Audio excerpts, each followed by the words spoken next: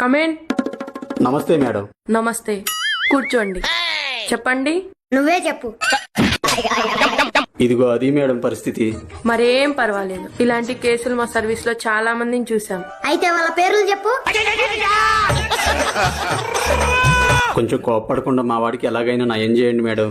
చిచ్చి, నాకు అసలు కోపమే రాదండి. అయితే ఇవిడ ఉప్పు కారం వాడదనుకుంటా. మేడం సరే, ఆను. ఫస్ట్ ఆనా సెకండ్ ఆనా? నోరు తెరువు అంటున్నా. నేను ఆల్రెడీ మంచినీళ్ళు తాగా మేడం.